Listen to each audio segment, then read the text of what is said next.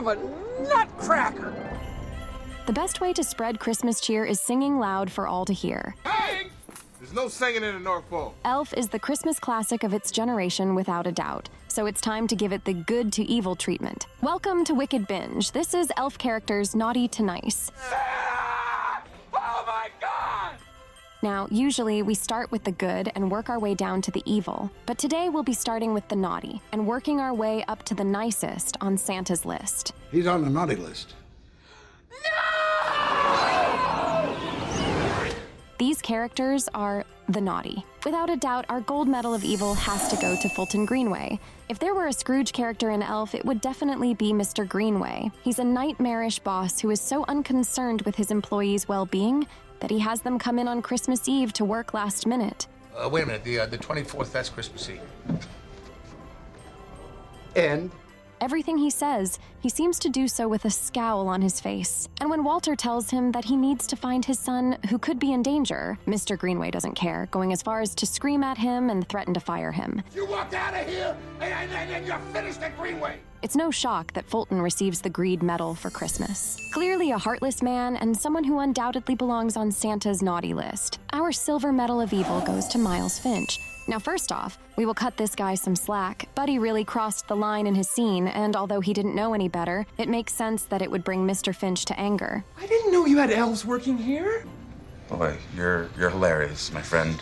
Still, he earns the Wrath Medal for it. That said, even before this, he is shown to be very mean, rude, and hard to deal with. That's it. I'm gone. Making demands that are unnecessary on the phone, and even being brought to anger because he thinks he's above being put on hold. He's also very narcissistic and talks down to everyone around him during the meeting. Next, we have Gimbel's Santa. He may sit on a throne of lies, but we can cut this guy a little slack. How would you respond to Buddy's line of questioning when you're just trying to do your mall Santa job with some kids? You're a fake. I'm a fake? Yes. How'd you like to be dead? Well, not threatening to murder someone and then getting into a brutal fight would be the ideal answer. Last, we have the Gimbel's manager. He may not be the worst guy in the world, but we wouldn't want him to be our boss. After all, 6-inch ribbons are impossible. 6-inch ribbon curls, honey. That's impossible. 6 inches. He earns the Pride Medal because his ego is clearly hurt when he thinks corporate sent someone in to improve his decorations. Have you seen the place? Mm-hmm. It's pretty good. It's a little too good.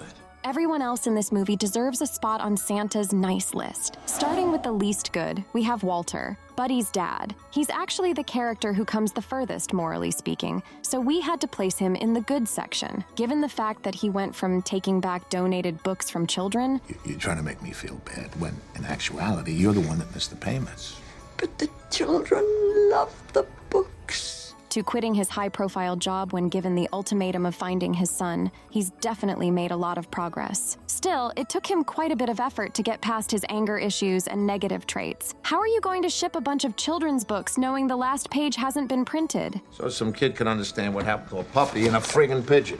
Ship them. He's also neglectful to the needs of his family and an overall cold person throughout the story. And the way he told Buddy he didn't care that he was his son was pretty heartbreaking. I don't care that you're an elf. I don't care that you're nuts. I don't care that you're my son.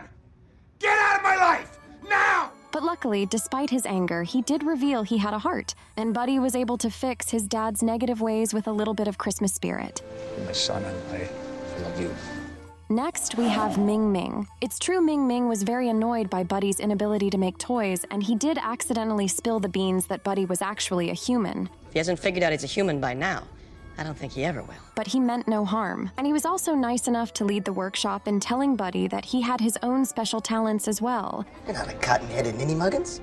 You're just special.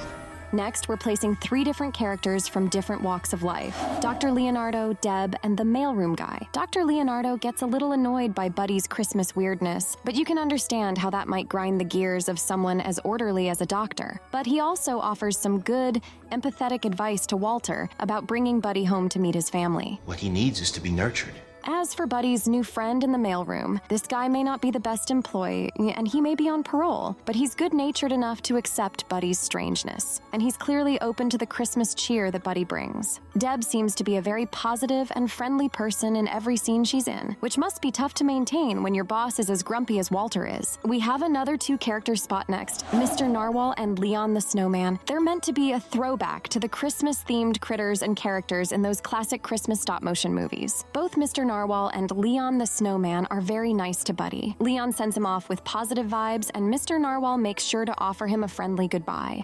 Bye, buddy. Hope you find your dad. Thanks, Mr. Narwhal. Next, we have Michael. We sympathize with this kid quite a bit because it seems his relationship with his dad is far from the best, but it becomes clear that he's a good kid, and it doesn't take much to accept his new brother despite how odd he is. Once he warms up to him, he even helps him get a date with Jovi. Buddy is just the older brother that he needed. Speaking of Jovi, she is up next. She doesn't have as much Christmas spirit as Buddy would like at the start, but she's clearly a good, slightly quirky person. And she's also pretty forgiving, considering the fact that Buddy wandered into the women's locker room while she was showering. In the end, she also forces herself outside of her comfort zone to sing in order to help Buddy raise the level of Christmas spirit. Next, we have Emily. There's no way that Emily wouldn't rank near the most good end of the spectrum. She is a great caring mom and wife, and that says a lot given the fact that she is married to Walter. She is optimistic and willing to see the good in every situation, even when Buddy is acting absolutely ridiculous. She's also more than happy to move Walter in the right direction with reconciling with his son,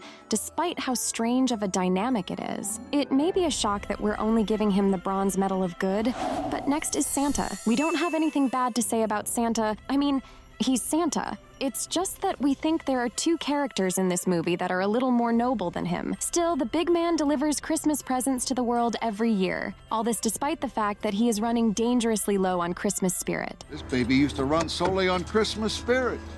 We also like that Santa has clear respect for Buddy, despite him being different. He knows that Buddy's Christmas spirit is more than anyone else's, even if he is a human. Speaking of which, we are giving the Silver Medal of Good to Buddy. There really isn't anything negative that you can say about Buddy. He is the definition of good intentions. Granted, those good intentions can still get him in trouble, like when he rips the beard off the Gimbel's Santa or starts unknowingly roasting Miles Finch. He's an angry elf.